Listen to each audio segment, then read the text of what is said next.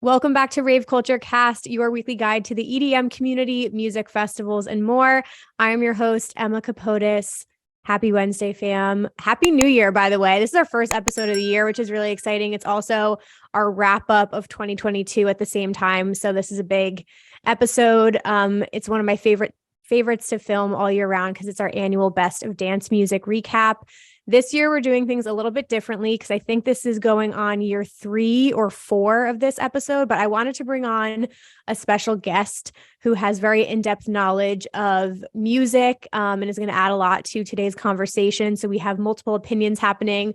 Alex Amaro is a dance music journalist who has worked with publications like Gray Area, Festival Insider, Insomniac, Magnetic Mag, many more. He's also a house music artist and an amazing father from the Bay Area. So please join me in welcoming Alex Amaro to the podcast. You made me feel so special with that intro. Thank you. As you should. Thank you for joining me. I know you had a lot of homework to do for this episode, but I'm excited to have you on.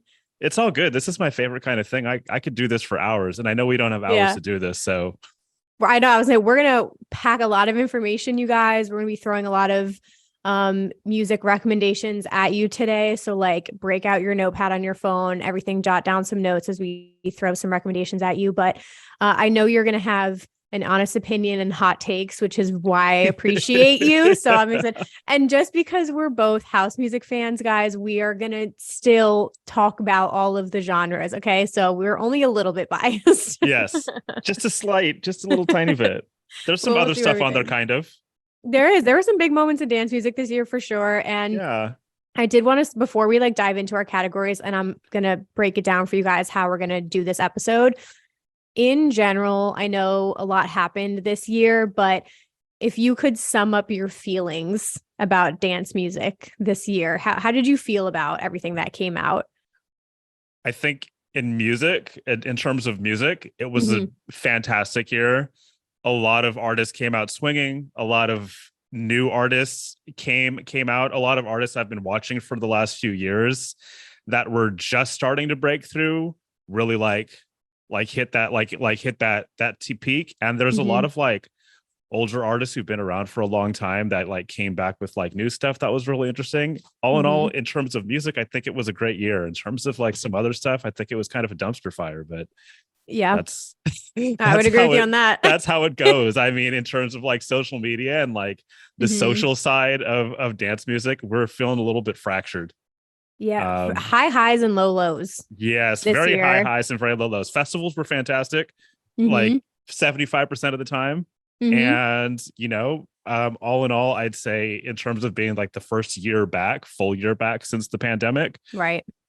I think it was a good way to get back into things, but I'm highly looking forward to 2023. I completely agree with you. Yeah, it's interesting. I did the episode before this was a recap of all of the news that happened this year.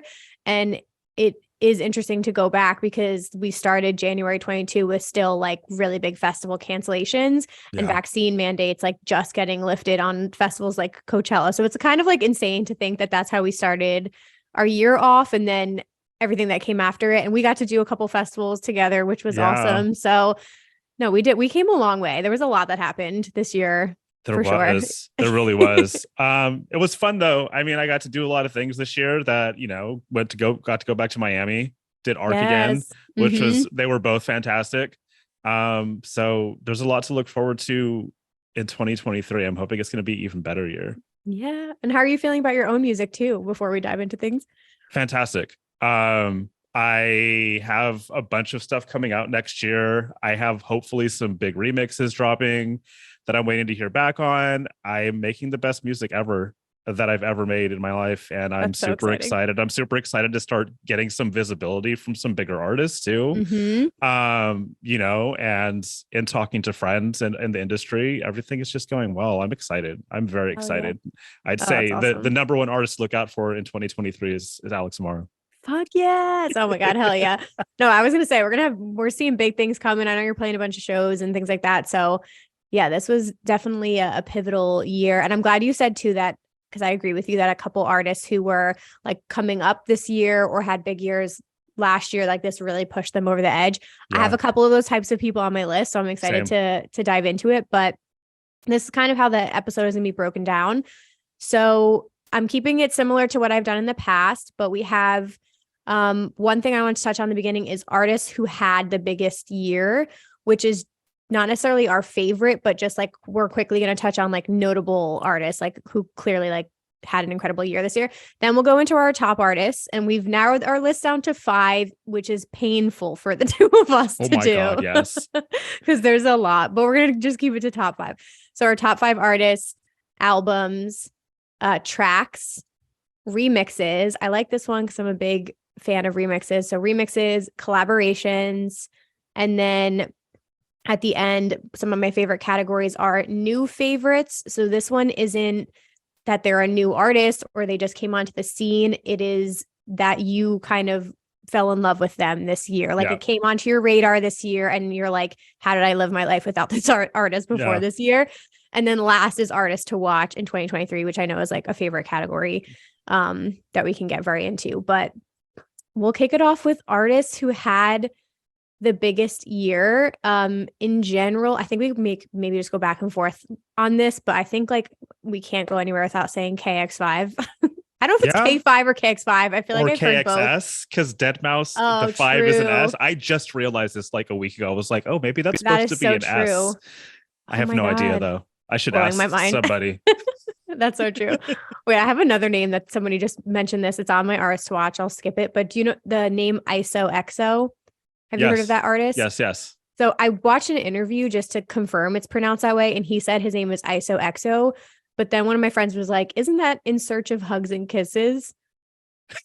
ISOXO. He didn't think about that, but yes, it is though, right? Yes. Because when he said that, I was like, wait, am I an idiot? Is this like a meaning that I should have known? The way his name is written is in internet speak. It's like upper lowercase, right? Mm-hmm. So it's definitely In Search of Hugs and Kisses. It has to be. Now I can't get that out of my head. Declaration. It's done. So that's weird shit. But anyway, back to KX5. For sure, obviously, even like this month having the biggest selling single day show with a dance music headliner, I believe was the record that they broke this month. So yeah, 40, the album hasn't even dropped. It's out next 50, year. Yeah, 50,000 people. They played EDC together.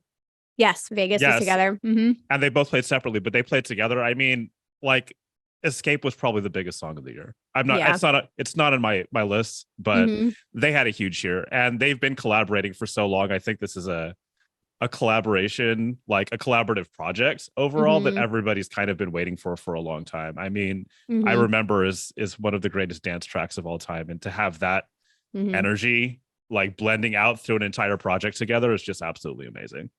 Yeah, I like what it did for both of them separately as well, because I did catch part of the KX5 set in Vegas, but I caught Cascade at Imagine this year. And honestly, I had taken a little bit of a break. I've seen him so many times throughout the years, but it was my favorite set I've ever seen him do. And I just like how he's kind of like, I don't know, the evolution of his own sound. Like there was a lot of techno that he dropped in it. And I was just about Cascade on his own and that set that he had. But them coming together this year was probably one of the biggest things that happened. I have a lot of personal background with Cascade because I'm from San Francisco and he played a lot in San Francisco back in like the early 2000s. He used to play at DNA Lounge here and he played a lot of deep house back then. And he played a lot of more traditional like house music stuff. And I saw his set at EDC last year and I was like, oh, wow. He's like went all techno for the whole set. And I was like, if this is where he's going for the next iteration of Cascade, I'm here for it. Like, it feels like he's getting back to his roots a lot. Yeah. And Deadmau5 has always been all over the place. Like, you really never know what to expect next from him. That guy can produce anything. Yeah. So, but seeing those two work together is just a blessing. So we'll see what we're going to get an album, and I know they're on the Ultra lineup together. So we're going to probably have a lot of them next year, but moving on, next name is going to be Fred again. Yes. I feel like for at least the second half of the year, from like June on, could not go anywhere without hearing about Fred again. And I'm probably going to sound ignorant here, but I'm on the train of like, I didn't know that much about him before this year.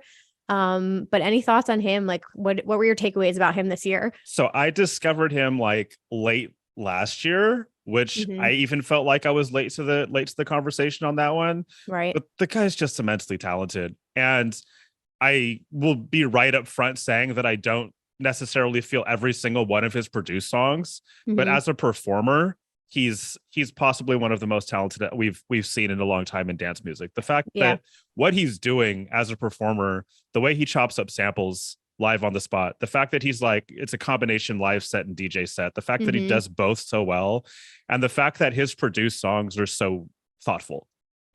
Like it's not just bangers all the time. It's actually not bangers at all for his own self-produced music. It's really thoughtful, like well produced and like introspective stuff. And it's not something that you would get from a dance music artist often. And he's so clever with his sample use and just where he's pulling stuff from and where he's pulling inspiration from. And he's been around for a long time. Like he's been producing for bigger artists for years. Right. So it's not like Fred Again came out of nowhere. The guy is, he's well vetted. I met his aunt once too. Oh, he's from the UK, right? He's from the UK. Yeah, he is. No, I know. I liked in a lot of his tracks, just like even the spoken word and how he weaves that through. And I'll just give it to Vibe with Aid. I got to shout her out because she went and saw him he was playing, I forget which stage, but at Electric Forest, he had a pretty big set over the summer. And then Boiler Room came out, I believe, in July. So absolutely blew up. He was a big one. I'm gonna keep us moving, guys. Sorry, we're gonna be here all day. Swedish House Mafia, I feel like we got to point out because they made a comeback, dropped an album, and then went on a tour, which was pretty insane. I'm gonna confess I didn't really listen to the album that much and didn't really love what I heard, if I'm honest. I was underwhelmed. I have one song that I liked off of it that I liked a lot. But in the most general terms, I'm happy to admit that Swedish House Mafia had a massive year, and I'm happy to admit they're still arguably one of the biggest dance music acts of all time. But I'm also happy to admit that I have never necessarily been that into them. I like some of their bigger tracks, but if you ask me a lot of questions about their back catalog, I don't know, because when Big Room was big, I was anti Big Room. As a rule, maybe kind of a selfish rule, and I was being a little bit narrow-minded, but I was definitely not in that vibe. But I can happily admit that these guys were massive, and they're massive again. And it was fantastic to see them on stage with The Weeknd for whatever that back-to-back was at Coachella. Yes, 100%. There's just something about, I feel like no matter how I feel about it now, it just it will always have the nostalgia factor for me, because that was the era of when I got into dance music. Right. They were that gateway for me. So I will always have that kind of feeling. But even them with Fred Again too, the single that they came out with together, and then the pop-up they did in New York City this summer was pretty crazy. So that also was a big moment that happened this year. I think that pop-up might have been one of the biggest moments in dance music ever. Seeing artists an artist of that caliber working together with what we would all say is an up and coming artist, and doing kind of a rave style pop-up, this is a legit underground. And whoever the blessed person was that got the entire thing on video and put it up on YouTube, thank you for everybody who didn't get to go, because that way everybody could experience it. But fantastic for those guys. The friends who got to go there and get into that show, I will be forever jealous of you. I know. And also shout out to Quarter. Yes, I was the homie who got to open that night up. What the fuck? When I saw the full video, I didn't even know, and then I just scrolled through it and I saw her and I was like, "Hello? How did this happen?" Incredible. Immediately texted her. I was like, "What the fuck, is this you?" Yeah. This year text. Yeah. Damn. No, she's had a crazy year too. She has. I have a couple other names on here, but anybody else that comes to mind for you? So I'm going a little bit left of center with my list, because these aren't all the hugest artists, but I do feel like they all had massive years. I'm going to start with I'm not sure how to pronounce his name, if it's Hugel or Hugel or Hugel, but he's had a massive year, especially with Latin music, Latin dance music, breaking through so big. Literally every single one of this guy's tracks have been massive bangers that everybody's hearing, and they're not just tracks that are working in house sets or in Latin house sets, but you're hearing his music across every genre. And that's like a really big sign that somebody is like doing well when you can make music that's probably going to be timeless. You're probably still going to be hearing a lot of these tracks like 5 to 10 years from now. I'm calling it for him. I'm calling it for him. I think he's going to be like one of the next biggest artists in dance music. I'm so glad you said that, because he's one of those names too where I picked up on him throughout the year, and then obviously it's like one of those things when it enters your universe, you start to see it everywhere. And then I started to see his name on more and more lineups, and I was like, oh, this is going to be one of those names that most people probably won't recognize or notice, but it is like such a and I don't think Forrest was one of them. I believe he's on Forrest lineup, but I don't have any sets coming up that I'll be able to see him, but I definitely am noticing his name on a lot more lineups now. And the track with Blondish is insane. So good. So good. I'm so glad that was a good one. What's next? What else you have? My next one is Anima. Mm-hmm. Come on, let's just talk about the biggest moment in dance music at the end of the year. The audio visual experience for his show in the UK was literally insane. I can't now. The name of the venue's escaping me. Printworks. Yeah. Printworks. The fact that Printworks is about to shut down and be reiterated as something else, but for them to go out with something like that massive, and that audio visual experience is something like I've never seen. Yeah. And melodic techno trance is gotten it's gotten so massive, like it's really breaking over into like the mainstream. But it's just absolutely fantastic to see somebody like break this barrier down between the visual and the audio experience, because I feel like a lot of like old school heads kind of hate on the idea that everybody's facing the DJ. But in this case, there's a fucking reason to do it, because it's absolutely incredible. So just that the design of it and what they're able to pair together is I had Tale of Us on my list, but I could not agree with you more. Even if you aren't even in the scene related, you have to have seen that video pop up in your feed, because it just went absolutely insane. I had friends outside of dance music text me that saying, have you seen this? And I'm gonna have to give them props for the design of that. It's perfectly suited for a reel, and that is not on accident. Right. There's no way that it was an accident that they made that look. It was tall and not wide. Right. No, it's so I really, really, really want to get to Printworks when it's still that design, because there's just something so special about the formatting of it. Yeah. Just being an iconic venue. And then I started my year off with Tale of Us, because that's how they got on my radar when they played Zomna, I believe it was. My feed was just like inundated with their sets, and that's when they kind of like entered my world. And then It's Been a Journey, then we saw them at Ultra, and that was the first experience in Vegas. So it just like kind of continued from there. And so for those of you who don't know, Anima is one of the members of Tale of Us. It's his side project. But it's similar, like insane visual experience. So I'm very happy you added that on the list. I would totally agree with that. My next one is a tie between two fantastic women. The first one is Miss Monique. Miss Monique is a Ukrainian artist that already before this year was a massive name in Europe, based off like these fantastic YouTube live streams that she's been doing for years. And she broke through huge this year. She played a circle set. She played at EDC. She played at EDC Orlando. She played at Seismic. She played at Cross. She's like been slaughtering the clubs all across the country. Plus, she played at Ushuaia for David Guetta's residency twice. This is all a big deal. Like, just to see, and her music's absolutely outstanding. It kind of like rides that line between melodic techno and trance and progressive. And she like to see somebody slaughter it that much in a year. To like really not necessarily come out of nowhere, but come out of nowhere for the US audience and kind of debut in the US at the beginning of the year, and then end up at the end of the year. She's like selling out every show right now. It's ridiculous. It is crazy to see that, because she was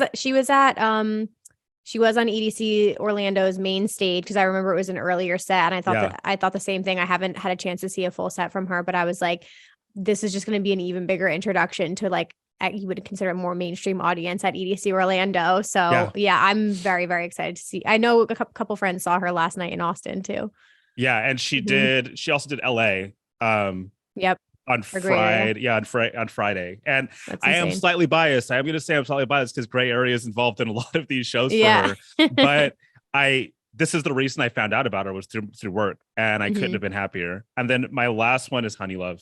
Yes. Because the black girl magic with that one is real. Like she destroyed it. Like she's a pandemic. She's what I like to call a pandemic DJ. She was DJing before that, but she really broke out during the pandemic with all of these live streams. But to see her not just be consistent, but consistently leveling up every single, like it seems like every month. It seems like she went from playing opening slots to playing near headliner slots in a matter of months. And she's like opening for Chris Lake at the Brooklyn Mirage. She's playing in a stadium show in San Diego. She's going on tour in Australia and New Zealand. Like, who does this in like their first few years as a DJ and producer? And her ear for music is fantastic. Like it's so finely tuned. She's the future of house music. Hell yeah. That's a great way to wrap that one up. I couldn't agree with you more. There's something about certain people in person as well that kind of have an aura about them. And I feel like when we met her, she gave me that like superstar energy about her, but also like super humble. And then her background, like I believe through Gray Area, she was more, you guys talked about how she was more from like a hip hop and she was playing DJ, R&B right? and she was playing R&B and hip hop before when she first started DJing. And then she had a background in house music. Her mom introduced her to house music when she was a kid, and she got into it, and she just switched her style, and she broke through real fast. Like it's impressive to see somebody do that well. I love to see that though. There's a couple people that's happened to this year where like, and I love that for their career where they just have a moment, either it's a track or it's a couple performances, and then it's just like boom, like Ray Volpe was one of them. Who kind of went from like just blew up. Yeah. And he's been at it for a long time too. Like he's been to like, these aren't like new people. No. But like seeing these people that have been like kind of toiling away and like paying their dues break through is incredibly gratifying, not just for people as fans and as dancers, but for everybody on the inside of the industry to see that happen. Because it means that like there's enough space for everybody to succeed. Yeah. And that was that was a nice mix. That was a good mix of artists. Those were just the people who had the biggest year that we're touching on. Now we're going to get into our top, which to me, these are like my favorite, the music that defined my year, the artists I listened to most. That's how I kind of, or made the biggest impact on me is kind of how I thought about this list, but we could go one for one. Throw out your first one. We'll go 5 down to 1. Okay. Stan Pacho. Oh, my that God. came out of nowhere to me. Hell yeah. So I've been following him for a couple years. And he broke out this year. I mean, obviously, because he's been supported heavily by Matroda, who's his homeboy. They're both from Croatia. But like, dude, his music is leagues beyond other people's, and it's not just because it's really good house music. It's so different. Like it's kind of that Matroda style, but not really. Like it's got a little bit more edge to it. It's got a little bit more flavor to it. The swing is like he's so good. Like he's one of those people that I can tell the next few years is going to be headlining stages. Ooh, Kid's that's unreal. A good one. Okay, unreal. we're adding that to the list. I had this. Okay, this was tricky for me. There was a couple that I like was trying to edge into the 5th spot, but I'm gonna go with Charlotte DeWitt. Yes. For a couple reasons. She's already been big, and she had a huge year in 2021. I just felt like she even like upped the ante this year. She released an EP. She was the first female, I believe, to close out Tomorrowland's main stage this year, which was huge.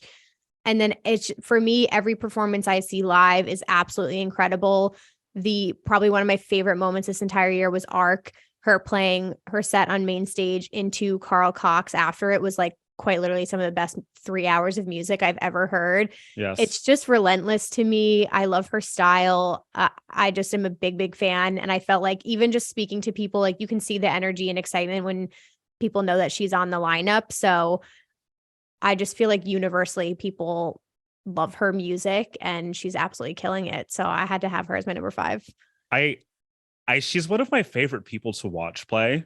Mm-hmm. Because it's so understated. In the best way possible. Like Mm-hmm. she's so calm and collected. Right. Like the way she puts her headphones back on after taking them off. And Right. like the way she's just like mixing a track, it's almost like it's effortless. She's so chill. Yeah. She is so chill. Yeah. And like I liked seeing that as a counterbalance to the people that are super. I love seeing somebody hyped up there, but she's playing like bangers. Mm-hmm. Like she's hitting like 140 BPM sometimes in her sets, and she's still just like, yeah, it's cool. I'm just up here. I'm in front of here, up here in front of 50,000 people. No big deal. She just knows what she's doing. Yeah. Yeah, it's fantastic. Commanding the stage is how I feel about her. 100%. I am gonna start with Shermanology. My favorite. Like I've been another one that I've been following for a few years, but like for me, they've had like a fantastic year of releases, collaborating with like some big people, collaborating with Eats Everything and Fisher, and finally getting some love in the US. And their backstory is absolutely amazing. Like it couldn't have happened to two of the nicest people in the world. Like I just love watching those two succeed. Such a good one. Okay, great one. All house. Well, we've had some techno and other artists in here too. Okay. My number 4, I put Green Velvet because for me, obviously I've known about him for a very long time, respected his music, but this year, like I finally just like got it. It like sank in for me. And I was just like, holy shit. From just all of his live performances, the EDC Orlando being the most recent, like it was the best 2 hours. And then he went to the B3B with Dom Dalla and John Summit. His Get Real performances this year have been amazing. We saw that after party at ARC this year. Yeah. Not too many releases from him, but the ones that he came out with, I absolutely love. And it's his energy, it's his personality, it's what he does for house music. Like I just absolutely adore him as a person and as an entertainer. But I just really, really like got it, and it fully sunk in for me. And I was like, I'm a Green Velvet stan for life now after this year. That guy, what he's done for house music has been absolutely outstanding. Like not just like, and the Beyonce album. Yeah, absolutely. Right. Isn't he on that? Also, yeah, he's produced like, that. But like putting out records from all of these, like he's really supports up and coming artists like all of the time, like with both of his record labels. And the guy is just the personification of a legend. He's just outstanding. Like I've always stand for Green Velvet, and I will for the rest of my life. Yep. Could not agree more. All right. Hit us with your next one. LPGOB. Yes, LP. Yes. I mean, I think one of my favorite things was getting a surprise notification from somewhere that her essential mix was about to air on a Friday afternoon as my workday was finishing up. Yeah. And I literally turned it on immediately, and she's fantastic person. And I just couldn't believe that. I'm like, I can't believe I'm actually listening to an essential mix from LP. And not just that, she performed with the Heritage Orchestra this year as a pianist. Like that's fantastic. She collabed with Pete Tong. Like she released a ridiculous amount of music, and all of it was high quality. And like when your release schedule looks like that, it's always like, maybe there's going to be some misses in here. Maybe they aren't all going to be like fantastic, but she just keeps killing it. And her performance style is unlike anybody else's. And she went on a massive tour with Femhouse this year too. Yeah. Like I can't say enough good things about her. I'm just going to piggyback off what you said, because I'm so glad you threw her in the mix. I was going to say the year began with her Femhouse tour, where she's elevating all of these other artists, like having the time of her life performing. And I can just see that tour getting bigger and bigger and bigger, because it was in a smaller venue in Brooklyn, but just starting the year with that energy. And then the Femhouse Art Car takeover at EDC Vegas, Femhouse takeover at Halloween.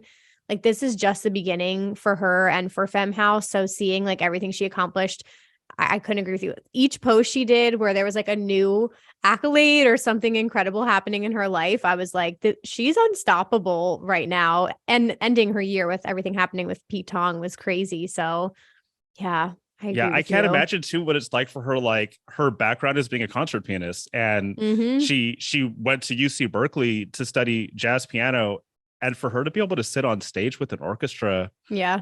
and play something that she created Mm-hmm. must be one of the most gratifying things. And to have her parents be in the audience at the same time, like I can't imagine like how she must have been fighting back tears that entire time if she didn't Right. cry on stage, because I would have cried on stage. Yeah. What a lovely human being again. She Okay. is. My number 3, I had to put in Chris Lake in here. He's always on the top of my list. I know you guys are gonna be like, your list's so basic. I love Chris Lake. Everything he put out this year was absolute fucking fire. In the Yuma is like my favorite thing happening right now. I absolutely love it. But not only that, I mean, the performances he gave us, probably one of the most insane shows I've ever seen in my life at the Brooklyn Mirage this summer. Like every year he sells that out and it's insanity in person. But that was fucking bananas. All of the festival performances he did this year, how he elevates other artists in the scene like Honey Love and Mayan and Clooney and Yeah. so many amazing remixes of his tracks that have come out this year. Like he to me is just always going to be one of my favorite producers. I can never get sick of it. He's a must see in person. And it was just I was just loving Chris Lake this year. It's okay to be basic because I love Chris Lake too. And It's his just too set of good. EDC was actually, I only got to go to one day of EDC this year. Me and my wife Yeah. only went to one day, and his set was like one of the highlights of that night. And he just, I mean, he kills it always and forever on everything. And he's been doing it for so long.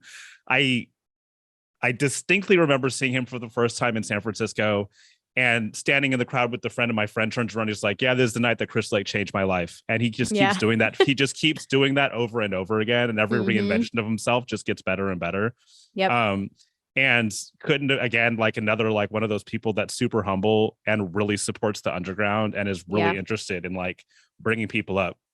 And my next one piggybacks perfectly off of this because my next one is Clooney.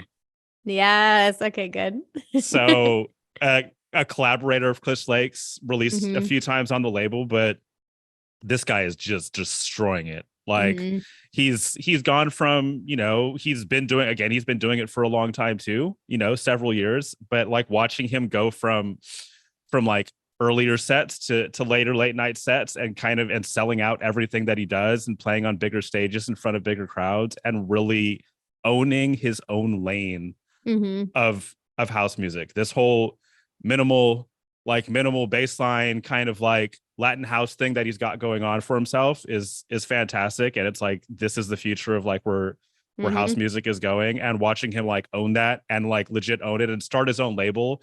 And his label right now is full of up and comers. That's incredible. He's not like releasing bangers from all of his homeboys that are big time producers, because he probably could if he wanted to. He's releasing music from up and comers, which is like fantastic to see. He's definitely on my list to watch. I think he's also one of the like just scratching the surface kind of people. I think we're going to see like a ton from him next year. Yeah. My second one, this was just a very big personal one for me, but it's Tin Liquor. I got so into Tin Liquor this year, and I think like getting more on like the hype of like the melodic and deep house train. They were just somebody I had been listening to, and then the Forest experience like just solidified it for me because they played like one of the most packed sets of the weekend at the observatory stage. And it just like when you have those moments where you're like, this set changes things for me, or it's like that memorable. It was that. I think everybody in the Forest, it just the combination of their music with the vibes of that stage. Like I think everyone had a holy shit, like come to Jesus moment during that set. And it was my most played. Healing Forest, which reminds me of that set, was my most played song of the year. I can't not mention them.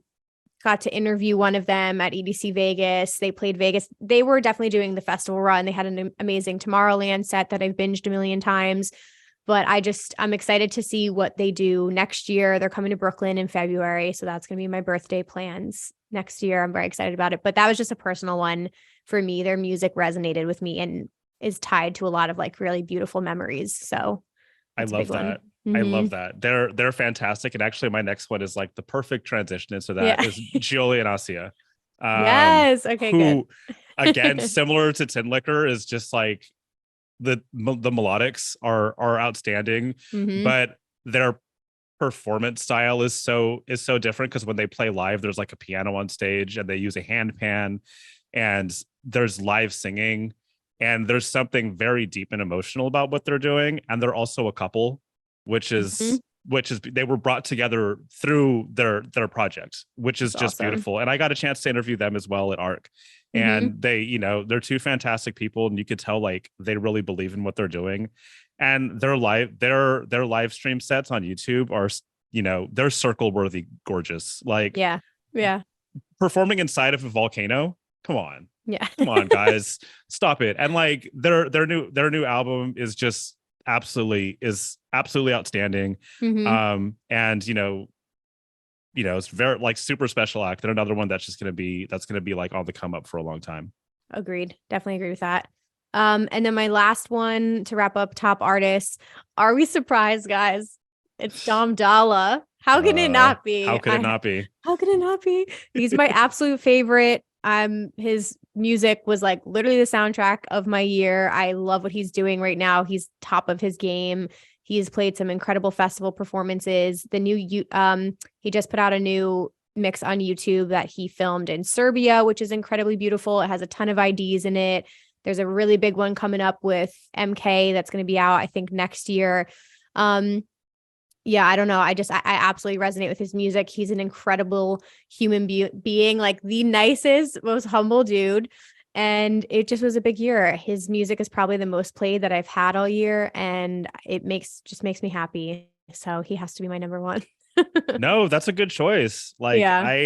he's fantastic. He's killing it. He's been doing it. He's been at it for like, Mm-hmm. again, another one of those people where people are like, oh, well, you just came out of nowhere. And it's like, no, He's been at this for a long time. he's been Yeah. at this for a really long time. Mm-hmm. And watching him like break through in the last year, like skyrocket to being one of the biggest DJs in the world, Yeah. and biggest producers in the world, and some of the people he's collaborating with now, that the Gorillas thing he just did, like, fantastic. Insane. Like I love seeing people that deserve it get ahead, like, especially people that have been grinding for a long time and that really like care about this, and it's not just a money grab. Like, you can tell he loves every second of this. 100%. Yep. And he's played some of the biggest stages this year. Like, it's cool to see that evolution of an artist where like even they know that they're getting booked at like the biggest stage in the later time slots and doing incredible back-to-back performances. Like and he seems like he's having fun throughout the entire process, which makes it even more enjoyable to watch. Yeah, absolutely. So yeah, I had a friend who followed him and his crew around during Coachella week. My friend Anna, she published like this whole thing for DJ Mag earlier this year. And I invite everybody to read this article, because you can really see through that article how much he understands that like this is such a gift, and he's so grateful for just the opportunity. And he's doing it with like his team is a bunch of his friends. Yeah. So he's doing this with his homies, which is fantastic. I love to see that. So good. Yes. All right. We're going to dive into albums next, and we can kind of, do you want to just do your top 5 and then throw in any commentary that you feel to support your picks, but hit us with them. All right. So my first one, these are all going to be super left of center. My first one is Opio, A Shape of Sound. So the glitch hop sound has been like lying dormant for years. Maybe the only people that are producing it are like your Grizzes of the world, but it's not like hugely popular anymore. And there was a time like as EDM was starting to break through that it was really busting hard. It's like fantastic to see them come out with something new and something fresh. And I loved it. My next one's Noisia, Closer. So sad to see them break up and not be a thing anymore. But what a fantastic note to end that on. Like, they are the gods of sound design. Their drum and bass and their bass music sounds like nobody else's. And I don't think anybody else is ever going to be able to like sonically match what they've been able to do with music for a very long time. Like, they're fantastic. Love it. My next one's Odessa, The Last Goodbye. Again, why are you leaving us? But what a way to leave it. What a feelsy album. That's a huge like tearjerker, and it goes in so many directions. I mentioned them earlier. My next one is Julie and Asia. Yes. They're outstanding. They're just so outstanding. Like I didn't know they put an album out. That makes sense though, because they doing a tour to support it. Yes, exactly. Okay. And like, you know, like it's a hard line to toe between emotions and dance music. Because you associate dance music so often with just like bangers and staying out all night and like this and that, but they managed to put something together that's like super emotionally drenched and kind of like gives an inside window into like their relationship and talks about some real tough subjects like personally for them. And I thought that was fantastic. And then I also had Tisha Capricorn Sun on there. Nice. Because she's awesome. Yeah. She's absolutely fantastic. Yeah. That's a good one. And her watching her perform and listening to this album, it's like two different sides of her persona. Because you watch her perform and it's super high energy. Like it's like super like rave ready. And her music is also kind of like that, but there's also like a lot of like stuff that's like, oh, this is an album song. Like she understood the assignment. Putting together an album is not putting a mixtape together of your biggest bangers. It's about telling a story, and she did that. Incredible. This is why I'm so glad you're on here, guys, because I can feel people like I'm jotting some of these things down because I haven't listened to some of these albums, but like this is such a nice mix, and hopefully people are getting introduced to new things outside of what they normally listen to. But great options. We only had one overlapping, so that's good. So this is so hard to narrow down. Okay. My 5 were Lane 8's Reviver. Huge Lane 8 fan. His tour this year, the Reviver tour, was incredible. Love everything he does with his This Never Happened label and the shows like where you can't have your phone out. Like, love it. Yeah. Beautiful album. My number 2 was Io's Warehouse Summer, for all of the reasons, for how much I love him, for the fact that they put this together with lights and it was all music that they had worked on together. And it was a little different than I expected, which I loved. Like there was some drum and bass on it. It was a little bit more chill. It wasn't as heavy driving techno. It hit such a beautiful note. And I'm just so glad that we as fans have that from him. So that was huge. Carl Cox just dropped an album. So I had to throw Carl Cox in here. Electronic Generations. He was so close to being in my top 5 artists because of all of everything that he is and his performances this year, but all of that being dripped throughout the sets he had this year. I have to say something about that. Yes. He was going to be on my top albums of the year too. Yeah. Not just because he's such an absolute legend and not just because he started off an album with a breakbeat track, but like seriously, like he like after 40 years in the game, how does this man, he just like reinvented himself again. He was like, all right, I'm not a DJ anymore. I'm going to be a live performer now. Right.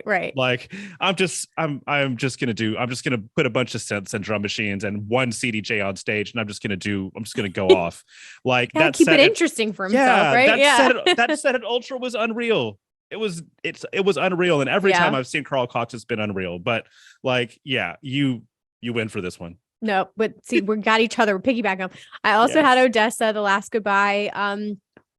Truthfully, I wasn't even the biggest Odessa fan. I have a best friend who's like obsessed. But this album, I really, really enjoyed it. It's one of the last tracks. It's called The Light of Day. That was my favorite track off the album. It's extremely beautiful, but the drop in it is like, just give you the stank face. It's really good. So, and they're doing like a festival tour run. I know they're a headliner on a lot of festivals already for 2023. So I'm going to hope, I haven't even seen them live yet, which is fucking Neither have I.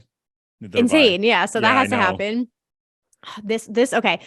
It's a tie between Seven Lions Beyond the Veil, because I'm a massive Seven Lions fan. This is like 10 years in the making. And it really is a beautiful piece of work, but I also really loved Wax Motif's House of Wax album.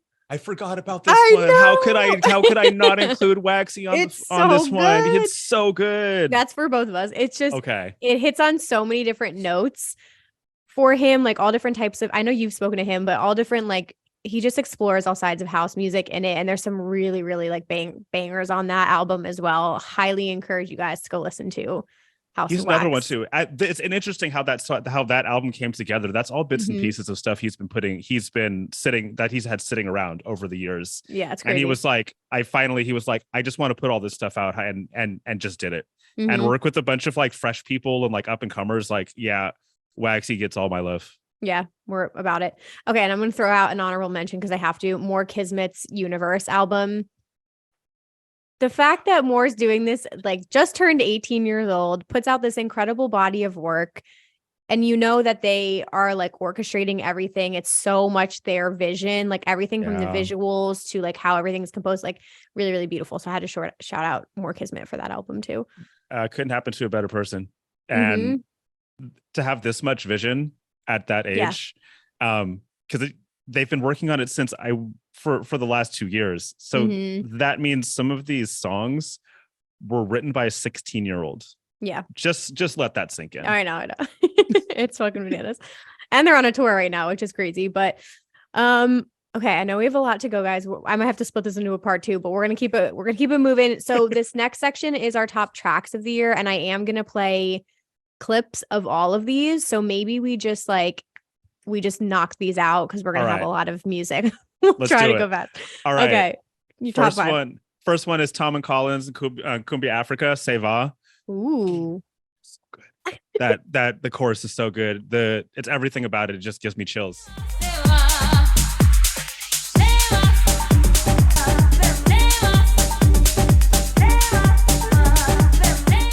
My next one is Shermanology and Eats Everything. Tell you what it is.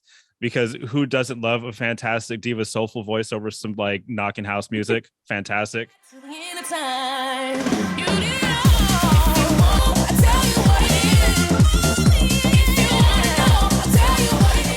Swedish House Mafia. Yes, this is my sidewinder. It gets better. Only because Swedish House Mafia somehow managed to produce a Stanton Warriors track 10 years after they created the sound. Thanks for that, guys.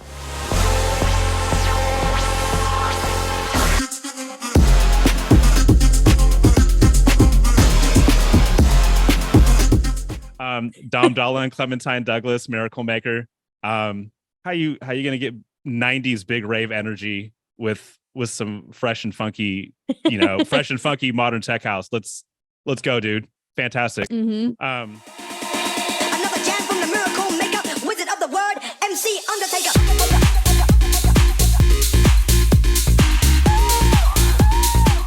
Animan Christoph Antgar, Consciousness.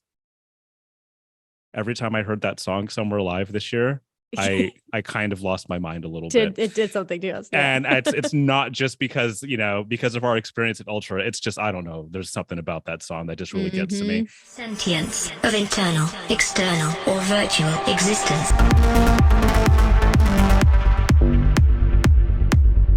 Consciousness. And then my last one, I know it's 6, but I'm throwing another one in there. Scream, The World is Empty. There's 2 versions on Spotify. Do yourself a favor and listen to the 8-minute one because it's so good. Like Scream manages to do everything super well. The guy can make any genre, but this is like some just straight like minimal breaks, and it's so good. Like it's so good. It's like spine tingling. Super good. Yes. Love it. I need the love, my dear. I miss so much. My world is empty without you. My world is empty without you, babe. Okay, great. That was perfect. And again, we're going to list all this stuff for you guys. Okay. So I'm going to go 5. I have to say Enrico Sangiuliano, The Sound of Space this year. It crept up on me, but the more and more I heard it live, it's a techno track, like fucking fantastic. Can't get enough of it. Yes. This is The Sound of Space.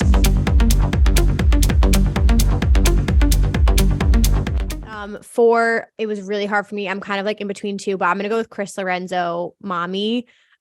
You just want to shake your ass, that song. Yes. It is a club banger. Everyone was fucking on board with it. I absolutely love it. I will never get sick of hearing that song. Mommy doing drugs in a penthouse suite. Way too good and way too free. So we live like the bourgeoisie. Me and mommy. Max Styler's track Resist is one of my top played songs of the year. Yes. Incredible tech house track. Again, like every time I heard that mix into a set, like lost my shit. So really, really big fan of that one. You close up and pulling you close up and you can't resist it. You start to sweat, babe, and that's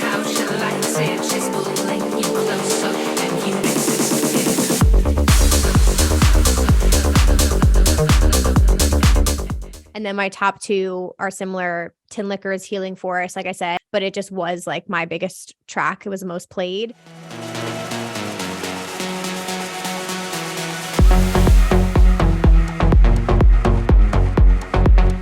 And then number one, Dom Dalla and Clementine Douglas, Miracle Maker. From the second I heard that opening to his Ultra set, I literally rewound the first like 3 minutes over and over and over again on SoundCloud until we figured out like what that was. And it just, like, I've listened to it 100 times.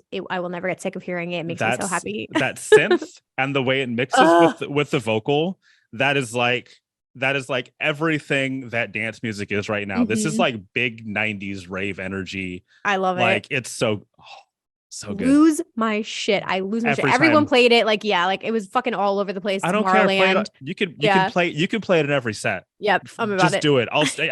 If I hear it every set for all night, it's fine. Play it again. Yeah. Play it twice. I don't care. I'm gonna do a replacement. I fucked up because I don't think Healing Forest was released this year. I could be wrong, but I don't think it was. My backup was Anti-Up's Chromatic. Also great. Fantastic. Just so good. Okay. Those are mine. Yes.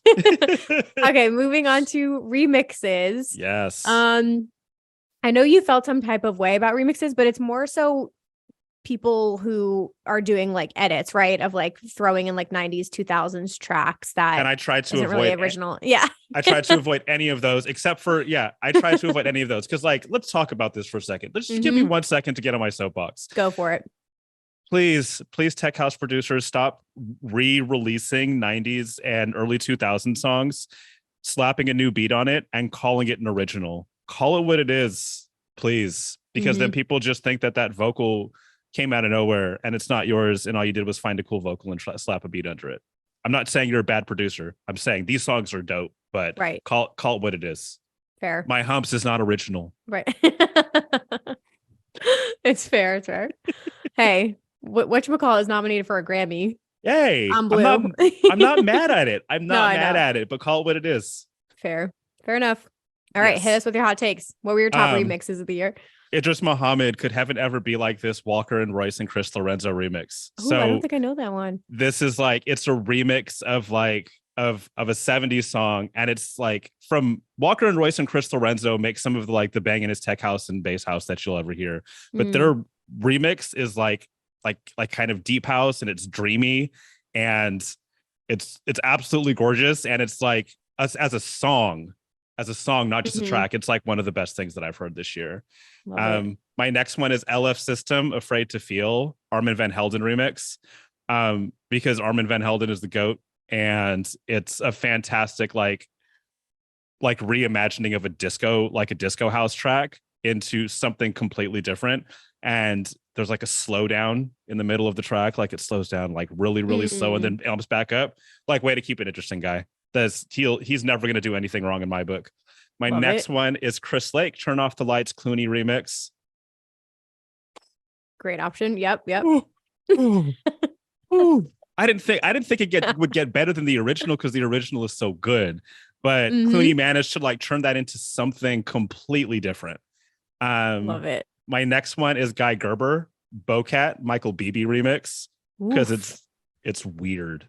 It's very, very weird in the best way. Like it's like one of those songs where you're like, what?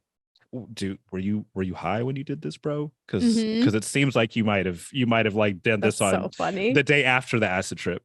And my last one is DJ Fresh, Gold Dust, Martin Horger remix. Martin is a good friend and somebody who I love to watch succeed, and for him to take on like one of the biggest dance music tracks of all time, that vocal is just anthemic, and turn it into just like this like, you know, dirty, sloppy bass house banger. Yeah. Beautiful. That was such a good one. Okay. I have Swedish House Mafia on the weekend, Moth to a Flame, the Chris Lake remix. It just elevated it so much more to me. Every time he drops that in a set, I lose my mind. I'm just a big fan of what he did to that track. So, and I wanted to have some Swedish House Mafia in here. Yes. So throwing that one out there. Anima's Consciousness, the Eric Prydz remix. It's good. Is it better than the original? No. No. I still love the original, but I think the first time I heard it was in his EDC Vegas set, I lost my fucking mind and I was like, there's no way he's playing this Anima track right now. Absolutely love it. I'm a huge Eric Prydz fan, so I'm a very big fan that he remixed that. Rufus De Soul's Make It Happen, the Dom Dalla remix, one of my favorite remixes ever. I became it's going to be later, but I became an even bigger like Rufus De Soul fan this year. And there's just something about like the vocals in that and then the drop that just explodes when you hear it, and live it just like really, really hits you. So that one was a big one for me this year. More Chris Lake's A Drug from God.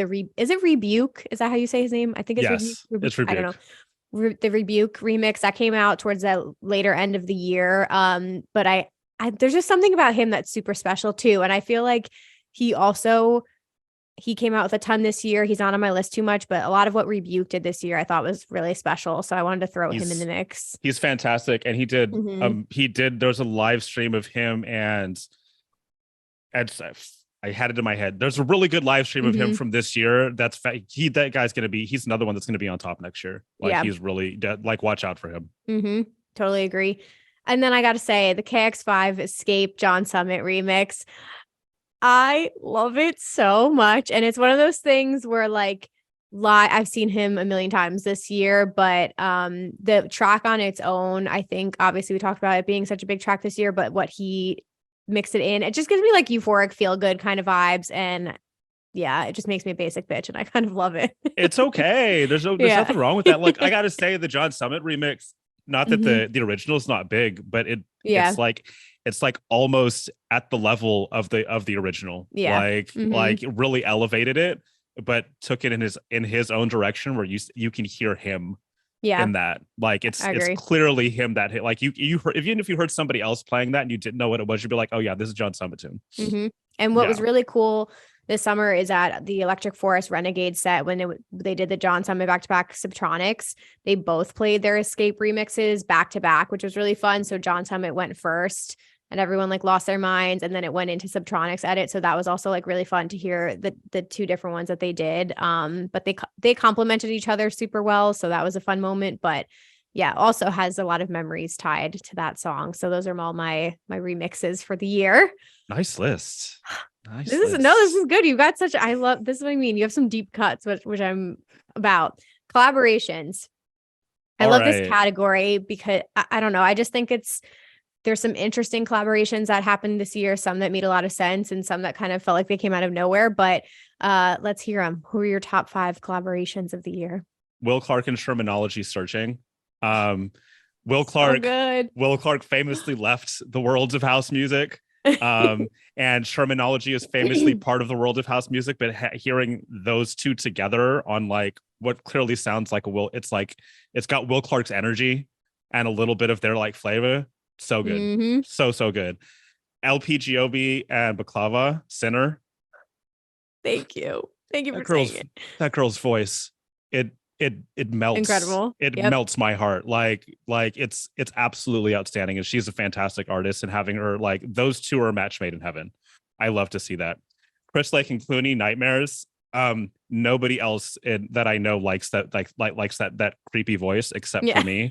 I think it's fantastic. I actually played it on at a Halloween show this year, and that's awesome. My wife was on stage with me. She's like, "What the fuck is this?" Yeah, I was like, "It's Chris Lake." It's like it is. It's like a little off-putting, but it is. It's totally off-putting, but it makes sense. It's perfect, and that weird clinky like synth sound. That's it's so I can't. It was very different from anything. It's different for both of them, and I love that. I love that they both took a chance to like venture a little bit outside of their sounds, but also do something that sounds like both of them together. Yeah. My next one is Blondish and Hugel Tra Tra. How can it not be? It's another one that like everybody's playing. Like everybody's playing. You can hear it in any set, and it just goes. And like Blondish goes all over the place, but is very well known for like a sound that's not necessarily that. And this is like just like this banging kind of tribal stuff. I love to hear it. And then the last one is kind of a collab, but it's also like a remake of an older song, Melee and Chauvel, Pasilda. which Ooh. is a kind of a remix of an older song of the same name by Afro Medusa. But I love, like, Melee. Everything he does is anything he touches turns to gold. And I just love what they did with this. So that's my list. So good. Do you feel like, because with Blondish, she's already such a big artist, like internationally, and she does have like a specific style. But what do you think this track is going to do to her career? Because I feel like it kind of is pushing her into a whole other, not element of people, but like a whole other crowd of people now. Well, I think now with something like this, it gives her the option of maybe playing stuff in sets that she listened to a lot before, but didn't always get to play. She can go a little bit more banging now, and that's totally fine. I saw a few clips of her set from Elro in Miami, and it was like bangers. She was going off, and it's like, okay, she can do that too. I think this is infinitely good for her. It's also introducing her to a younger crowd. Agreed. You know, she's the music she makes. I'm not saying it's not young, but I'm saying like it's a little bit more elevated. It's a little bit like more sophisticated. It's definitely more sophisticated. And, you know, doing something like this, and it's the right move to make. Because if you can fill a room with people that are between the ages of like 21 and 25 after you've been around for a really long time, then you know your career is going to have some longevity. Yeah, I agree. Yeah. I saw somebody ranking the sets I saw at the Elro Miami show, and Blondish was one of like the highest ranked that they saw. And I thought the same thing. I was like, I think it's going to open her up to a whole different world. And I agree with you, because I haven't seen her live, but I just know her through Gray Area and being more on like the chiller kind of side. But I'm excited. I'm glad you said that. Okay, they're checked off on your list, so that's a good thing. I'm gonna throw this out there. This is gonna come from fucking left field, guys. All right, but I was like, Emma, look at other genres. What else did you like? Grizz was probably one of my favorite artists of the year. Just love him as a human being. His track with Taboo, bass music or bass music that they released, like the line in it, like, can you play some bass music? It was just like an earworm thing for me this year. And I thought their collab was really fun. So I have them on the list. I do have Fred Again and Swedish House Mafia, Turn on the Lights. Yes. Just for everything that did in the dance music industry this year. I have Martin Horger and Bijou. I know. Love them both. Bijou was like my favorite artist, I think, in 2020, but I love both of them together. That style of house music is one of my favorites. And this track is so fucking underrated. I feel like I never hear people talking about it, but it's such a good collab. Yes. So go stream that. West End and Sid, Let Me Take You. That was a good one. Really, really love both of them. Seeing their name come together a couple times, like I feel like they never miss. This was a big track for both of them. And then this artist had to come up for me at some point today, so I'm glad it's in here. The collab, I couldn't pick. It was so hard. The high-low collaborations that came out this year were so fucking fire. Yeah, they were. And he was so close to being one of my top artists, because you all know how much I love Oliver Heldens, but high-low is my favorite alias that he does. I picked his track with Eli Brown, Industria, because Eli Brown also is fucking fire. But also Wanna Go Bang with DJ Dion was incredible. I just am a big high-low fan. I love what he does. The collaborations this year have been crazy, crazy good. He's collaborated with Will Clark in the past. Hearing Carl Cox drop a high-low track at his ARC set made me lose my mind. So I'm just a big fan, and I feel like his high-low project gets him into different circles and sets than obviously his Heldens music does. So yeah, I agree. It was foretold several years ago at my last job. We worked with him as Oliver Heldens on like a mix he put out for Apple Music. And he hinted back then, he was like, oh, the next stuff I'm putting out is getting back to the roots. I'm going to be putting out a lot of techno. And back then he was still very much future house. So I didn't know exactly what to think of that. But this is one of my favorite like alter egos that I've seen in a long time. Like he just crushes it. So good. Thank you. I'm so glad you say that, because I think a lot of people, like, obviously he's big on his own and he's very big internationally, but I think either people don't know that it's him or they aren't aware of high-low yet. But when I see, like, I'm just like, you guys need to go see even his own sets, because he's going to throw high-low into his Oliver Heldens sets as well. And it makes it just like that much better. So he's on a couple festival lineups. He's actually playing a back-to-back with Test Pilot at Ultra, which is making me feel pain. And then Oliver Heldens is playing a back-to-back with Chami at Ultra as well. So he's doing both of his aliases at Ultra next year. So y'all are fucking lucky, whoever gets to go see that. So I had Wait, to. you're not going to Ultra? You're not Probably going to Ultra? not. Yeah. Yeah, me either. Probably not. We did enough this year. Yeah, right. All right. We only have two categories left. Thank you for hanging with me, Alex. Okay. This one's a fun category. This is your new favorites. Who'd you Okay. fall in love with this year? Hit us with it. Matt Sassari, French Okay. artist who kind of like rides the line between house and techno. And like literally discovered him in the latter half of the year. And I was just like, he's been on repeat for me for like the last 3 months. My next one is super basic, but Mau P. Drugs from Amsterdam. Let's just be honest. It's the song of the year. Love it. It's the song. Everybody knows the vocal. Everybody shouts it out as soon as it comes on. Mhm. And I learned through work that he has a previous alias as Maurice West, as a big room artist. And That's so he decided during the pandemic he was starting to feel groovier music and he wanted to start doing something different. And he's reinvented himself. This guy went from playing at Tomorrowland and Ultra as a big room artist to redoing everything and doing this new thing. And I have the immense amount of respect for that. That's so cool. My next one is Brux, who is fantastic, and her music is wild and all over the place, and everything sounds so fresh and new and dirty and just Yeah. so good. Love it. My next one is Paskman, who Ooh, I don't know that one. it's like Spanish house. So good. Another one that's just like kind of like sampling a lot of really old music, like legitimately old music. Like we're talking like sampling music from 50s Italian movies and putting it into new context. And I love to hear that. And I put Fred again on there because I just this was his year. Yeah. This was his year. And like you'd love to see someone like that succeed. He probably had one of the biggest boiler room sets ever. Yeah. That's incredible. Fantastic. I love that list. Okay, that's a good one. So I had on here, my number one is Boris Breja. I hope I pronounced that correctly. Of course it is. Because you know what? It's again one of these like you want to slap yourself in the face and you're like, you've known about them and you understand why they are where they are, but it's like out of your circle. And I was always like, I just didn't really dip my toes into it. And I have to thank my friend Cami for saying like, you have to see this set at Ultra. It's going to blow your fucking mind. It did. It blew my mind. And then I was consuming all of his YouTube sets and I just went down a rabbit hole, got to see him at ARC and EDC Las Vegas. And immediately was just like, yeah, I get it now, guys. Late to the party here, but we're here now. So that's all that matters. So that was a big one for me. Dimension was a big one for me this year for sure.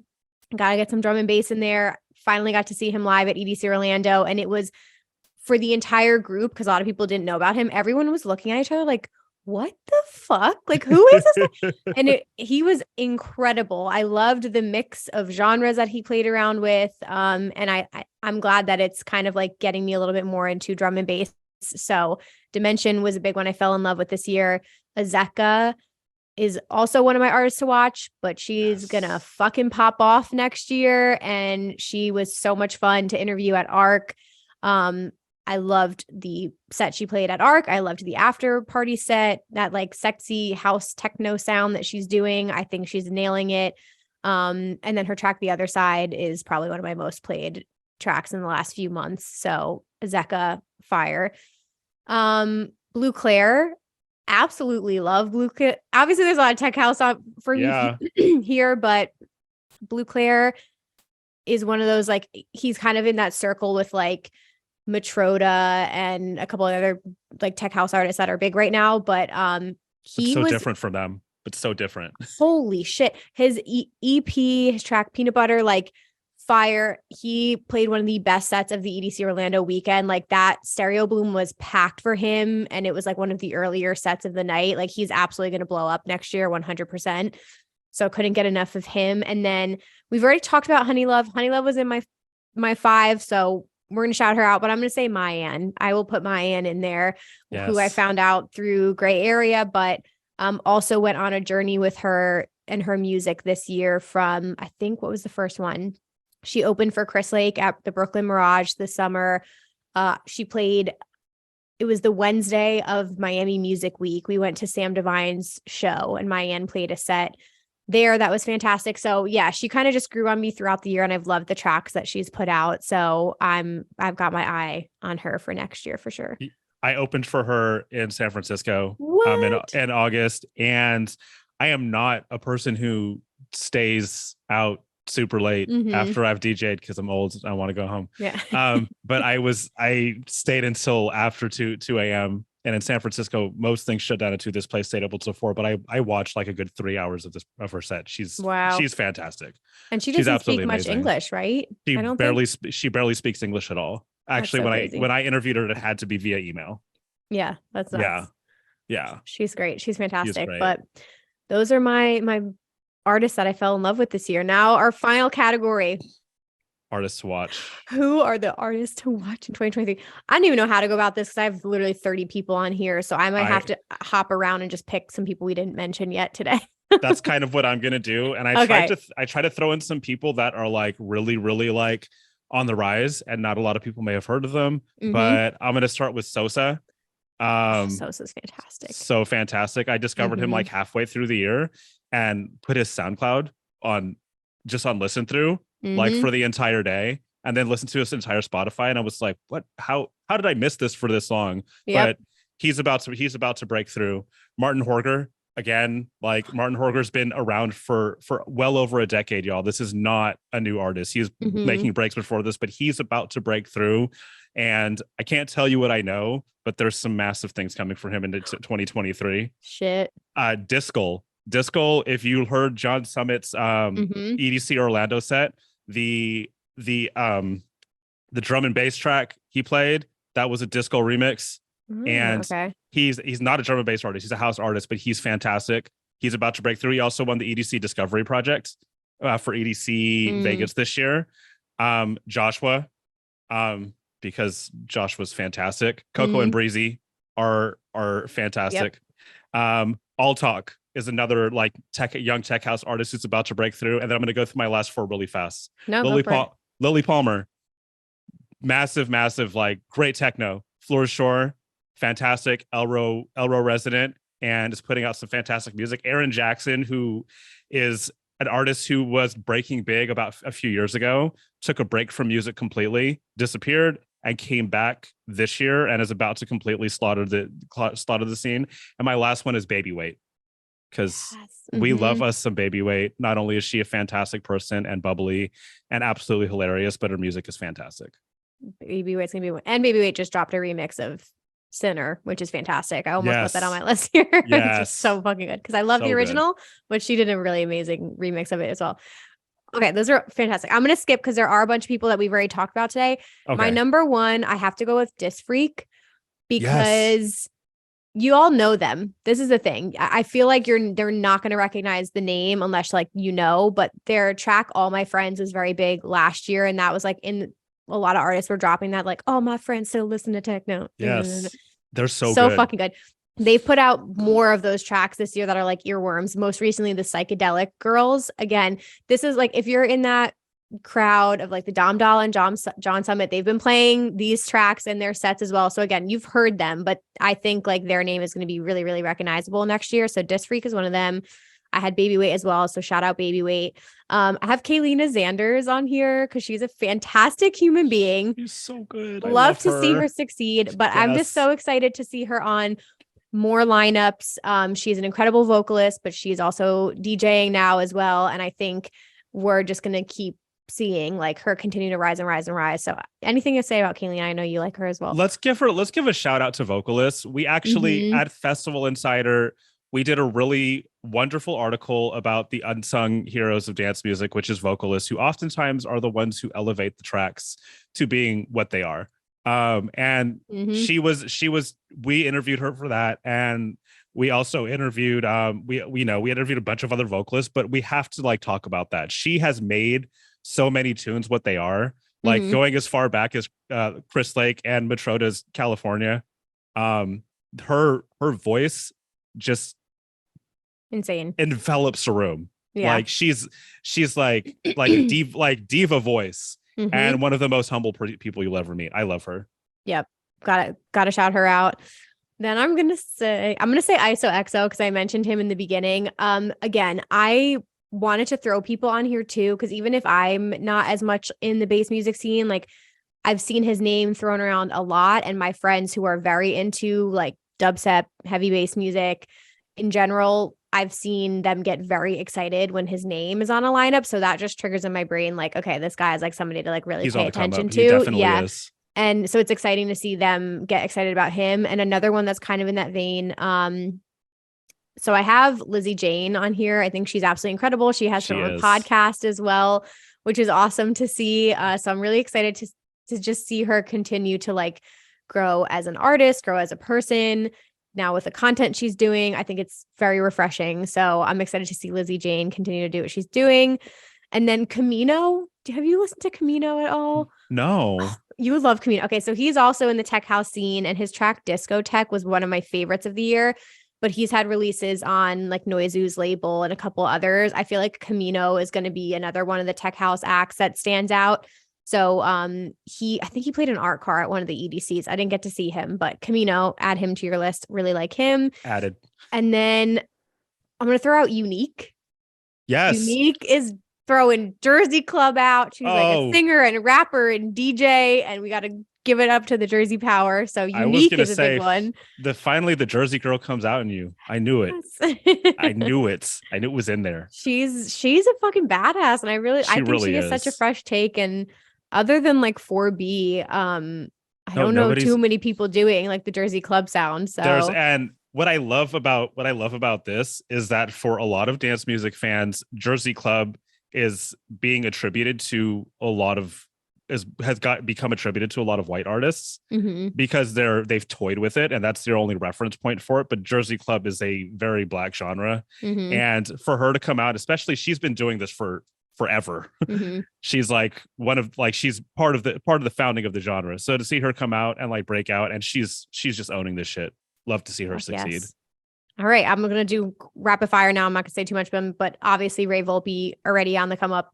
Popped off this year. It's going to be even more next year. I would say Cinemata is another bass artist that a lot of people are getting really excited about. Tsunami is a name that I'm seeing very frequently. Yeah, I'm excited to see what she does. And then I would say my last two, I'm going to throw out Indira Paganato for all of the techno fans. Absolute fucking fire. Do not sleep on Indira. And then I would say Rossi. Rossi came onto my radar literally within the last month.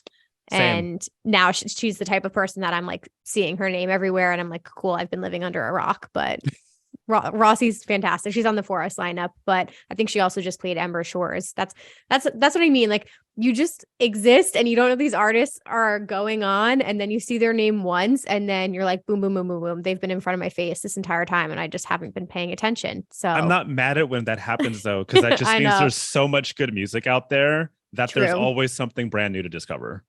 Very true. We gave you guys plenty of music to just an hour and a half of music to skip. This was so good. Thank you so much for doing the homework and contributing. It was fun to do this because I sometimes get to the end of the year and don't even look back on the music. It's just like another year, but it was nice to take a trip back down the music memory lane and remember all of this fantastic music and these fantastic artists. And can't wait to see what everybody does next year. I'm excited. I mean, obviously house music was at the forefront of a lot of things, and we're not just saying that, right? It was, but it had a really big moment. But it's cool on our list to see such like a wide range of genres and subgenres, a lot of Latin house. I think we're going to see way more of that next year for sure. Which I'm loving it. I'm loving it. Definitely about that life, and some really cool live acts. But it's awesome to see these artists, like you said, who have been grinding for many, many, many years, have their moments that just like catapulted them this year. So I'm really excited to see more of that. And it's usually like very deserving people. So I like following their stories online. Like Rave Volpe posted an awesome video of EDC Orlando when he got a call that they were going to allow him to have pyro in his set. And he was like, I've never had pyro in a set before. Like, it's just cool to see someone like go from like grinding to like being able to play these big stages. So yeah, I'm I excited. love it. It'll be a Yay. good year and more things coming from you. Please continue to share your music our way so we can share it with the Rave Culture Cast community. I'll never stop. And thank you so Oh, much yeah. for having me on. Of course. Not just because I love getting to talk to you. But this was just so much fun. Thank you. No, we could be here forever. I We love could. we're like, I don't even remember when we first spoke, but it's nice that it's like the end of the year. You've got the perfect like holiday background set up too. I love it. But yeah, I'm excited. This is the first episode of the year, you guys. Happy New Year. Happy 2023. We fucking made it. Yay. We survived. Oh, Alex, plug everywhere where people can find you. Twitter, I'm _ Alex Amaro. That's ALEXAMARO. On Instagram, I'm Alex _Amaro _music. And on SoundCloud, I'm Alex Amaro Music. And you can find me on Spotify as Alex Amaro. Hell I yes. think those all the places. And go check out all his work on Gray Area. Yeah. Yes, please check me out on Gray Area. Actually, a lot of the artists that we mentioned today, there's some fantastic interviews with a lot of them. There's Brooks, Mal P, Passman, Lily Palmer. A lot of these artists that we mentioned today, we've interviewed, and if you want to find out more about them and you want to hear how they got to where they are today, we're the source for that. We are telling everybody's story. Thank you. No, that was one of my favorite parts today too, is actually hearing people's stories and how they got to where they are is super interesting. And it makes it more relatable and it makes me like them even more knowing their background as well. So yeah, everything will be listed down below, all the links and stuff. But thank you guys so much for listening to this episode and we will see you in the next one. Thank Bye, you. guys. Bye.